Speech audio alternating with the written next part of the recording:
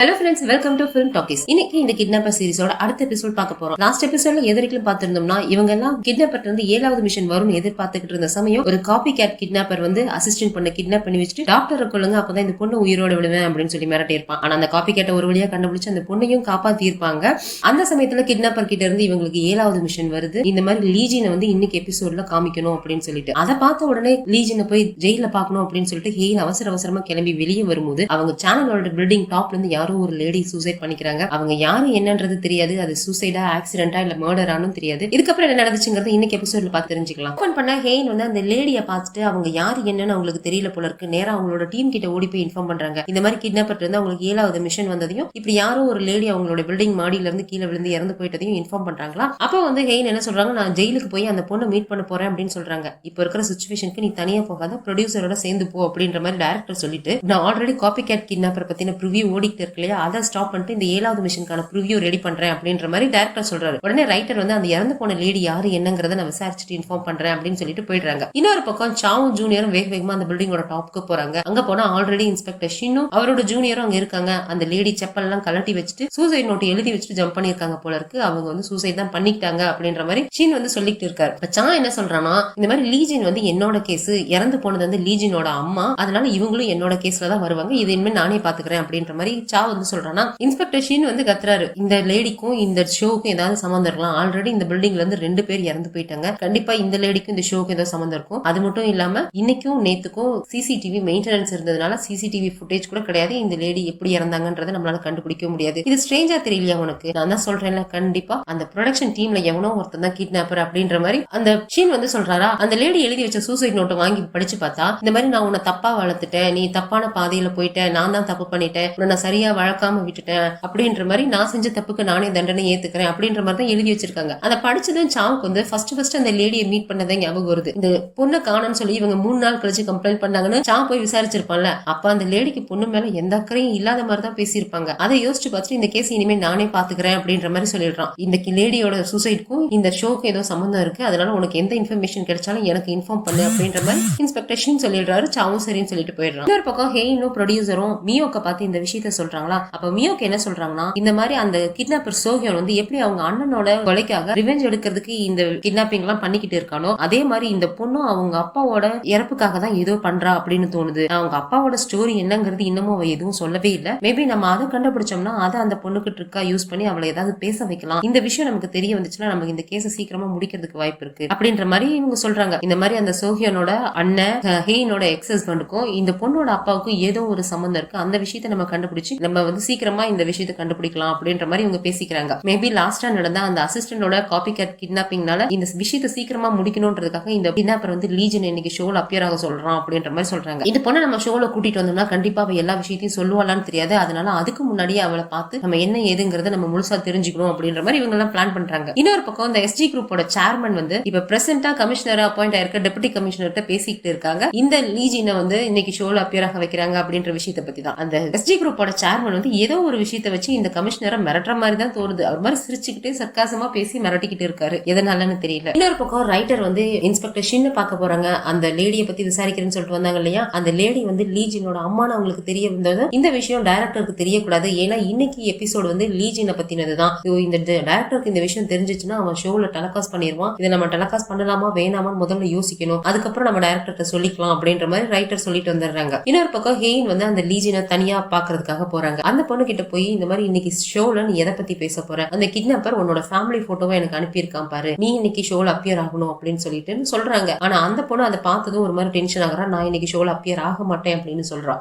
இங்க பாரு, அந்த கிட்னாப்பர் எப்படி எங்களெல்லாம் யூஸ் பண்ணிக்கிட்டானோ அதே மாதிரிதான் அவன் உங்களையும் யூஸ் பண்ணிக்கிட்டான். அவன் உங்ககிட்ட ஏற்கனவே பிளான்ல இருந்தது மாதிரி சொன்னானா, இந்த கமிஷனர் சூசைட் பண்ணிக்கிறது, எங்க டீம்ல இருக்க ஒரு ஆள் உயிரோட புதைக்கிறது, இதெல்லாம் அவன் பிளான்ல இருக்குன்னு உங்ககிட்ட சொன்னானா, அவன் உன்னை யூஸ் பண்ணிக்கிறான். தயவு செஞ்சு என்ன நடந்ததுங்கிற விஷயத்தை எனக்கு முன்னாடியே சொல்லு. அதனாலதான் நாங்க வந்து இன்னைக்கு ஷோல உன்னை அப்பியர் ஆக வைக்கலாமா வேணாமான்னு முடிவு பண்ண முடியும். அதனால தயவு செஞ்சு சொல்லு அப்படின்ற மாதிரி அந்த பொண்ணு கிட்ட கொஞ்சம் எமோஷனலா பேசி பாக்குறாங்க, ஏதாவது சொல்லுவா அப்படின்னு சொல்லிட்டு. அதே சமயம் சா டீம் லீடர்ட்ட இந்த லேடியோட சூசைட பத்தி இன்ஃபார்ம் பண்ணிட்டு இருக்கான். இந்த மாதிரி லீஜன் கிட்ட அவங்க அம்மா சூசைட் பண்ணிட்டாங்கன்ற விஷயத்தை நம்ம இன்ஃபார்ம் பண்ண வேண்டாம், அப்படி நம்ம பண்ணோம்னா அவுட் ஆஃப் கண்ட்ரோல்ல போய் ரியாக்ட் பண்றதுக்கு வாய்ப்பு இருக்காது, நமக்கு எகெயின்ஸ்டா மாறலாம் அப்படின்ற மாதிரி சா சொல்றோம். எதனால அப்படி சொல்றேன்னு கேட்டா, எனக்கு என்னமோ இவங்க சூசைட் பண்ணிட்டாங்கன்னு எனக்கு தோணவே இல்லை. 90% நம்மளுடைய சூசைட் கேஸ் எல்லாம் எடுத்து பார்த்தா யாரும் நோட் எழுதி வச்சுட்டு சாகிறது கிடையாது, நோட் எழுதி வைக்க வைக்காம தான் இறந்து போவாங்க. அதே மாதிரி நோட் எழுதி வச்சாலும் அது அவ்வளவு பெர்ஃபெக்டா இருக்காது. ஏன்னா அவங்க எமோஷனலா அஃபெக்ட் ஆகியிருப்பாங்க. ஆனா இந்த சூசைட் நோட்டை பாருங்க, ஏதோ ரொம்ப நாளா பிளான் பண்ணி எழுதுன மாதிரி இருக்கு. அது மட்டும் இல்லாம அந்த லேடி எஜுகேட்டடும் கிடையாது. அப்படி இருக்கும்போது இவ்வளவு பெர்ஃபெக்டான சூசைட் நோட் இதுதான் எனக்கு சந்தேகத்தை வர வைக்குது. எனக்கு என்னமோ யாரோ அந்த லேடியை கொலை பண்ணிட்டாங்கன்னு தான் தோணுது அப்படின்ற மாதிரி சா சொல்றான். அந்த கிட்னாப்பர் சோஹியன் தான் கொண்டுட்டான்னு சொல்றியான்னு டீம் லீடர் கேக்குறாரு. கண்டிப்பா அவன் கொண்டிருக்க மாட்டான். இந்த நம்சோலுக்கு யாரோ பணம் கொடுத்து சோஹியனோட அண்ணனையும் ஹேயினோட எக்ஸ் ஹஸ்பண்டையும் கொலை பண்ண வச்சான் இல்லையா, அவன் தான் இதை பண்ணிருக்கணும்னு எனக்கு தோணுது. இன்வெஸ்டிகேஷனையும் ஸ்டாப் பண்ற அளவுக்கு ஒரு பவர்ஃபுல்லான ஆளு அவன் தான் இதை பண்ணியிருக்கான்னு எனக்கு தோணுது அப்படின்ற மாதிரி சா சொல்லிட்டு, மேபி இதை பத்தி அந்த டாக்டருக்கு ஏதாவது விஷயம் தெரிஞ்சிருக்கும், நான் போய் அந்த டாக்டரை விசாரிக்கிறேன் அப்படின்ற மாதிரி சொல்லிட்டு சாங்கிறது கிளம்பி போயிடுறான். அப்படியே கட் பண்ணி செல்லுல இருக்கிற அந்த டாக்டர் தான் காமிக்கிறாங்க. அவர் ஏதோ புக்க படிச்சிட்டு இருக்காரு. ஆனா அவர் கவனம் புக்லயே இல்ல, ரொம்ப டென்ஷனா உட்கார்ந்து இருக்க மாதிரி இருக்கு. அந்த சமயத்துல செல்லுக்கு வெளியே யாரும் நடந்து வர மாதிரி காட்டுறாங்க. வர்றது யாரோ ஒரு இன்ஸ்பெக்டர் தான். ஆனா அந்த இன்ஸ்பெக்டர் வர்றது யாரு என்னன்னு தெரியல. அந்த இன்ஸ்பெக்டர் வந்துட்டு போனதுக்கு அப்புறம் செல்லுல அந்த டாக்டரை காணோம், எங்க மாயமா போனாரு அப்படின்னு தெரியல. அதே சமயத்துலதான் சா வந்து இந்த டாக்டரை பார்க்க போறேன்னு சொல்லிட்டு வந்திருப்பான் இல்லையா, அவங்க வந்து ஒரு இன்ஸ்பெக்டர்கிட்ட விசாரிச்சுட்டு இருக்காங்க. இந்த மாதிரி கொஞ்ச நேரத்துக்கு முன்னாடி தான் அவர் வக்கீல மீட் பண்ணிட்டு போனாரு. போனப்ப ரொம்ப சந்தோஷமா தான் இருந்தாரு அப்படின்ற மாதிரி அந்த இன்ஸ்பெக்டரும் சொல்லிட்டு இருக்காரு. இப்ப அப்படியே கட் பண்ணி ஹெயின் வந்து அந்த லீஜன் கிட்ட பேசிக்கிட்டு இருந்தாங்களே, இந்த மாதிரி அந்த கிட்னாப்பர் உன்னை யூஸ் பண்ணிக்கிறான் அப்படின்னு சொல்லிட்டு இருந்தாங்க இல்லையா, அதுக்கு அந்த லீஜன் என்ன சொல்றான்னா, நான் அவனை நம்புறேன் ஆனா உங்களை நம்பல அப்படின்ற மாதிரி சொல்லிடுறாங்க. எதனால அவனை நம்புறேன்னு கேட்டா,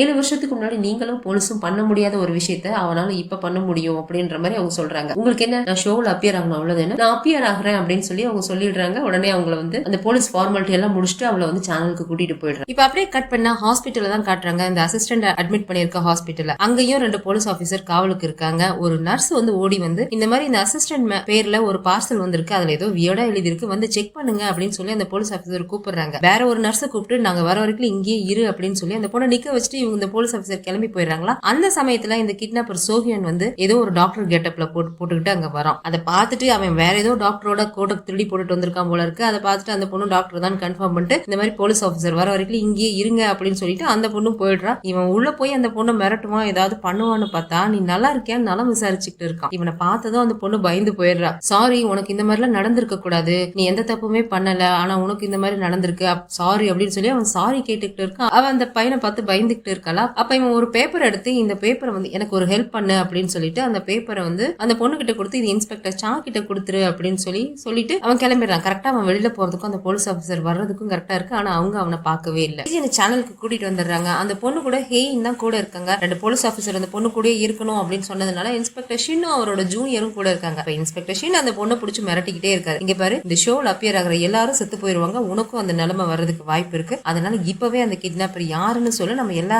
கேமையும் இப்பயே முடிச்சு வச்சுக்கலாம் அப்படின்ற மாதிரி அவர் அந்த பொண்ணை பிடிச்சி மிரட்டிக்கிட்டே இருக்காரா. அப்ப ஹேயின் தான் வந்து தடுத்து நிறுத்துறாங்க. அவ சின்ன பொண்ணு, அவளை இப்படி பிடிச்சி மிரட்டி வைக்காதீங்க, ஷோல அப்பியர் ஆகணும், அவளை டென்ஷன் பண்ணீங்கன்னா அவ எப்படி அங்க வந்து பேசுவா, நீங்க வெளில போங்க, உங்களுக்கு என்ன கூட இருக்கணும் அவ்வளவுதான, ரூமுக்கு வெளியே நில்லுங்க, நான் அந்த பொண்ணு கூட இருக்கேன் அப்படின்னு சொல்லிட்டு ஷின்னை வெளியில அனுப்பிடுறாங்க. இன்ஸ்பெக்டர் ஷின் வெளியில போனா அங்க வந்து அந்த ரிப்போர்ட்டர் ஜின்னுக்கு இவருக்காக காத்துக்கிட்டு இருக்கான். அவரை தனியா கூட்டிட்டு போய் இந்த மாதிரி அவர்கிட்ட பேச பாக்குறானா, நீ தான் ப்ரொடக்ஷன் டீம் கூட சேர்ந்துட்டல, அப்புறம் என்னடா என்கிட்ட வந்து பேசுற அப்படின்ற மாதிரி ஷின் சொல்றாரா. நான் அப்படிலாம் இல்ல சார், நான் எப்போ உங்க பக்கம் தான் இருப்பேன் அப்படின்னு சொல்லிட்டு ஒரு ரெக்கார்டிங் எடுத்து கொடுக்குறான். ஒரு எபிசோட்ல வந்து இந்த டைரக்டர் வந்து ரிப்போர்ட்டர் ஜின்னு கிட்ட போய் பேசியிருப்பார்ல, அப்ப கூட இந்த ரிப்போர்ட்டர் ஜின் வந்து திருட்டுத்தனமா அவன் பேசுறதெல்லாம் ரெக்கார்ட் பண்ணியிருப்பான். அந்த ரெக்கார்டிங் எடுத்து கொடுத்து நீங்க அந்த டைரக்டர் மேலதான் சந்தேகப்படுறீங்க, அவர் தான் சஸ்பெக்டா இருப்பாரோன்னு சொல்லி சந்தேகப்படுறீங்க, எனக்கு நல்லா தெரியும், இந்த ரெக்கார்டிங்க கேட்டு பாருங்க, உங்களுக்கு மேபி யூஸ் ஆகலாம் அப்படின்னு சொல்லி கொடுக்குறான். இதெல்லாம் நீ எதுக்கு பண்ணுன அப்படின்னு கேட்டா, எனக்கு பிஹைண்ட் ஸ்டோரி வேணும்னு கேட்டேன், அதுக்காக தான் நான் தான் சொன்னேன்ல சார், நான் உங்க பக்கம் தான் இருப்பேன், உங்களுக்கு தான் ஹெல்ப் பண்ணுவேன் அப்படின்னு சொல்லி அவன் இங்கேயும் 4 தடவை வேலையை பார்த்து வைக்கிறான். இன்னொரு பக்கம் இந்த ரைட்டர் வந்து டைரக்டர்கிட்ட கேட்டுட்டு இருக்காங்க, நீ எதுக்காக இந்த ஷோவை பண்ற, உன்னோட கெரியரை வளர்த்துக்கிறதுக்காகவா அப்படின்னு கேட்டா, இந்த ஷோக்கு அப்புறம் என்னோட கெரியரே முடிஞ்சு போயிடும் எனக்கு நல்லா தெரியும் அப்படின்ற மாதிரி டைரக்டர் சொல்றாரா. அப்புறம் எதுக்குடா இந்த ஷோவை பண்ற அப்படின்னு கேட்டா,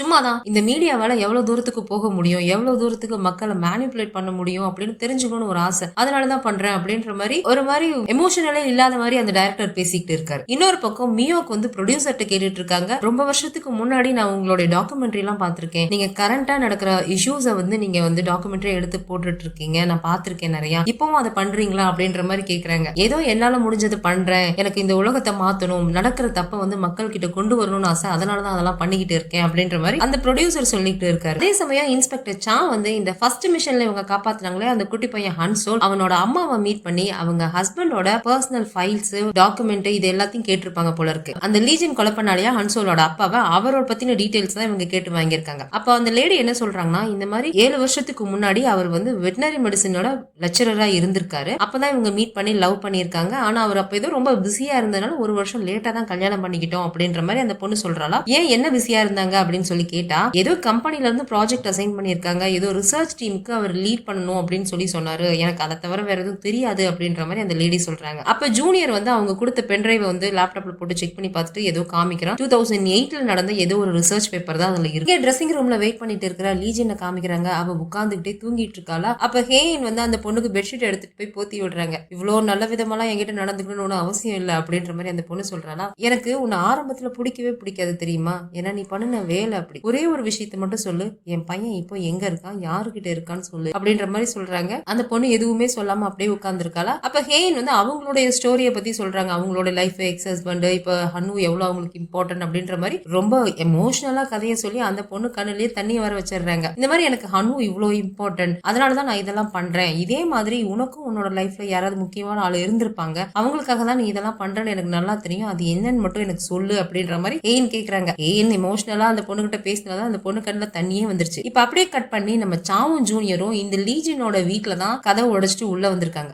ஆமா, இப்படி நம்ம திருட்டுத்தனமா கதவை உடைச்சிட்டு இங்க வந்து என்ன தேட போறோம் அப்படின்னு ஜூனியர் கேக்குறானா. எதையாவது தேடு, அந்த லீஜனோட அப்பாவை பத்தி ஏதாவது இன்ஃபர்மேஷன் கிடைக்குதான்னு தேடு, இல்ல அவங்க அம்மா வந்து எப்படி சூசைட் பண்ணிக்கிட்டாங்களோ அதை பத்தி ஏதாவது இன்ஃபர்மேஷன் கிடைக்குதான்னு தேடு அப்படின்னு சொல்லிட்டு அதுக்கு ஒரு பக்கம் தேடிக்கிட்டு இருக்காங்க. அப்ப அங்க இருக்க கட்டில் கடியில ஒரு ட்ரங்க் பெட்டி இருக்கு. அதை ஓபன் பண்ணி பார்த்தா நிறைய டைரி இருக்கு. அந்த டைரி எல்லாமே SG குரூப்போட லேபிள் போட்ட டைரியா இருக்கு. எல்லா டைரியும் எடுத்து அந்த ஜூனியர்ட்ட கொடுத்து, அந்த ஹன்சோலோட அப்பா ஃபைலை நம்ம எடுத்துட்டு வந்தோம் இல்லையா, அந்த ஃபைலையும் இந்த டைரியையும் நீ போய் செக் பண்ணு, எனக்கு ஒரு முக்கியமான வேலை இருக்கு, நான் போய் பார்த்துட்டு வரேன் அப்படின்னு சொல்லிட்டு அங்க இருந்து கிளம்பிடுறான். இங்க லீஜின் வந்து ஹேயின் கிட்ட நடந்த விஷயத்த சொல்ல ஆரம்பிக்கிறான். என் அப்பா கிட்ட ஒரு தடவை நான் சொல்லியிருக்கேன், நீ பேசாம செத்து போயிட்டா பரவாயில்ல அப்படின்ற மாதிரி அப்படின்னு சொல்லிட்டு ஒரு பிளாஷ்பேக் ஒன்னு சொல்றான். நைட் டைம்ல லீஜின் வந்து ஸ்கூல் முடிச்சுட்டு தனியா நடந்து வந்துட்டு இருக்கா. அந்த ரோட்ல யாருமே இல்ல. அப்ப யாரும் அவளை ஃபாலோ பண்ற மாதிரி இருக்கு. அவ பார்த்து பயந்து போய் அங்க இருந்து ஓட ஆரம்பிக்கிறா. அவளை ஃபாலோ பண்றவனும் பின்னாடி வேகமா விரட்டிக்கிட்டே வந்துட்டு இருக்கானா. அப்ப திடீர்னு யாரோ வந்து அந்த பொண்ணோட ஷோல்டர்ல கை வச்சு ஸ்டாப் பண்றாங்க. பின்னாடி விரட்டிக்கிட்டு வந்தவன் அப்படியே கிராஸ் பண்ணி போயிடுறான். அது யாருன்னு இந்த பொண்ணுக்கு தெரியல, யாரோ கொஞ்சம் வயசானவர் மாதிரி தான் இருக்காரு. இந்த மாதிரி நான் உன்னோட அப்பாவுக்கு ஃப்ரெண்டுமா, சின்ன வயசுல நிறைய தடவை நம்ம மீட் பண்ணிருக்கோம், உனக்கு ஞாபகம் இல்லையா அப்படின்ற மாதிரி எல்லாம் கேட்கிறாரு. அந்த பொண்ணு கிட்ட ரொம்ப பாசமா அக்கறையா பேசிட்டு, இவ்வளவு வெயிட்டான பேக் எங்க தூக்கிட்டு போயிட்டு இருக்க, கூட நான் தூக்கிக்கிறேன், அப்பா வீட்டுல இருக்காரு, அவ போய் மீட் பண்ணலாம் அப்படின்னு ரொம்ப நைஸா பேசி அந்த பொண்ணோட பேக் எல்லாம் அவர் தூக்கிட்டு வீட்டுக்கு வராங்க. இங்க வீட்டுக்கு வந்தா லீஜனோட வீட்டுக்கு வெளியவே அவங்க அப்பா வந்து குடிச்சிட்டு தள்ளாடிக்கிட்டு இருக்காரு. அப்பா இங்க பாருங்க உங்க ஃப்ரெண்ட் வந்திருக்காருன்னு சொல்லி ஆர்வமா அவ போய் கூப்பிட்டா அவர் தள்ளாடிக்கிட்டு இருக்காரு. அந்த ஆளை பார்த்ததும் அவர் டென்ஷன் ஆயிடுறாரு. நீ எதுக்காக என் பொண்ணு கூட வந்த அப்படின்னு சொல்லிட்டு அவர் அடிக்கிறதுக்கு போய் கீழே எல்லாம் விழுந்துடுறாரு. அதுக்கு அவர் இருந்துட்டு, நீ இப்படி உங்ககிட்ட முக்கியமான விஷயம் பேசலான்னு வந்த, நீ இப்படி தண்ணி அடிச்சுட்டு உட்கார்ந்துருக்க, இப்போ உங்ககிட்ட பேச முடியாது, நான் இன்னொரு நாள் வரேன், நீ இப்படியே இருந்தீங்கன்னா உன்னால உன் பொண்ணை காப்பாற்ற முடியாது அப்படின்ற மாதிரி பேசிட்டு அந்த பொண்ணுகிட்ட அக்கறையா பேசிட்டு தான் போறாங்க. ஆக்சுவலா இந்த ஆள் பேசுறது வந்து லீஜனுக்கு வந்து ரொம்ப அக்கறையா பேசுற மாதிரி இருக்கு. ஆனா அவங்க அப்பாவுக்கு அந்த ஆள் மிரட்டிட்டு போற மாதிரி இருக்கு. அந்த ஆள் போனதுக்கு அப்புறம் இவர் எந்திரிச்சு லீஜனை பிடிச்சி அடிச்சிடுறாரு. இந்த மாதிரி ஸ்ட்ரேஞ்சர் கூட எல்லாம் பேசக்கூடாது, ஸ்ட்ரேஞ்சரை வீட்டுக்கு கூட்டிட்டு வரக்கூடாது, உங்ககிட்ட சொல்லியிருக்கேன்ல, ஒழுங்கா போய் வீட்டுக்குள்ள உட்காரு அப்படின்ற மாதிரி திட்டுறாரா. அப்பதான் இவ சொல்றா, நீ ஏன் இப்படி இருக்க, இப்படி எல்லாம் நடந்துக்கிறதுக்கு பேசாம நீ செத்து போயிடலாம், அட்லீஸ்ட் அம்மாவாவது திரும்ப வருவாங்க அப்படின்ற மாதிரி சொல்லிட்டு போயிடலாம். ஆக்சுவலா இப்ப அவங்க அப்பாவும் அம்மாவும் ஒன்னா இல்ல போல இருக்கு, அப்பா கூட தான் இவ இருக்கா போல இருக்கு. அப்ப வந்து லீஜன் சொல்றான், அதுதான் நான் என் அப்பாவை பார்த்த கடைசி நாள் அப்படின்ற மாதிரி சொல்லிடுறான். அடுத்த நாள் இவ ஸ்கூல் முடிஞ்சு ரிட்டர்ன் வீட்டுக்கு வரும்போது பாத்டப்ல அவங்க அப்பா கையை அறுத்துக்கிட்டு சூசைட் பண்ணி இறந்து போயிருக்காரு. இந்த விஷயத்த அவ சொல்லிட்டு அழுதுட்டு இருக்கா. என் அம்மா என் அப்பாவோட ஃபியூனரல் கூட வரல தெரியுமா, 2 மாசம் நான் தனியாவே வாழ்ந்தேன், 2 மாசத்துக்கு அப்புறம் தான் என் அம்மா வந்தாங்க, நான் அவங்க கிட்ட பேசுறதையே நிறுத்திட்டேன் அப்படின்ற மாதிரி அவ சொல்லிட்டு அழுதுட்டு இருக்காளா. அப்ப ஹேயின் சொல்றாங்க, இவங்க 2 பேரும் உன்னை ப்ரொடெக்ட் பண்ணாம விட்டுட்டாங்கன்னு சொல்லி நீ நினைக்கிறியா, அதனாலதான் இதெல்லாம் பண்றியா அப்படின்ற மாதிரி கேட்டா, அப்படிலாம் ஒண்ணும் இல்ல, என் அப்பா என்னை ப்ரொடெக்ட் பண்றதுக்காக தான் இதை பண்ணினாரு, அவர் வந்து என்னை காப்பாத்துறதுக்காக தான் அவரோட லைஃபையே முடிச்சுக்கிட்டாரு. ஆனா உங்க பையனை நினைச்சு பாருங்க, அவன் இப்ப என்ன யோசிப்பான் தெரியுமா, அவங்களோட அம்மா வந்து அவனை காப்பாத்தல அப்படின்னு தானே அவன் யோசிப்பான். அன்னைக்கு உங்க கண்ணு முன்னாடியே அந்த ஆள் வந்து ஹனுவை கூட்டிட்டு போனா, அன்னைக்கு நீங்க நினைச்சிருந்தா அவனை ஸ்டாப் பண்ணிருக்கலாம்ல, இப்ப ஹனுவும் அதை தான் நினைப்பான், நீங்க அவனை காப்பாத்தல அப்படின்னு சொல்லி அவ சொல்லிடுறா. இது கேட்டோன்னே ஹேயின் கழுக வந்துருது, அங்க இருந்து அழுதுகிட்டே இருந்துச்சு வெளில போய். இதோட இந்த எபிசோட் முடியுது. இதுக்கப்புறம் என்ன நடந்துச்சுங்கிறத அடுத்த எபிசோட்ல பார்த்து தெரிஞ்சுக்கலாம். இந்த கதையும் கதை விளக்கமும் உங்களுக்கு பிடிச்சிருந்துச்சுன்னா மறக்காம ஒரு லைக் பண்ணிடுங்க. அப்படியே உங்க ஃப்ரெண்ட்ஸ்க்கு ஷேர் பண்ணிட்டு ஏதாவது விமர்சனம் இருந்துச்சுன்னா அதை கமெண்ட்ல தெரிவிச்சிருங்க. அடுத்த எபிசோட மிஸ் பண்ணாம பார்க்கணும்னா ஃபிலிம் டாக்கிஸ் சேனலை சப்ஸ்கிரைப் பண்ணி பெல் ஐக்கானை கிளிக் பண்ணி வச்சுக்கோங்க. அடுத்த எபிசோட்ல சந்திக்கலாம். பாய்.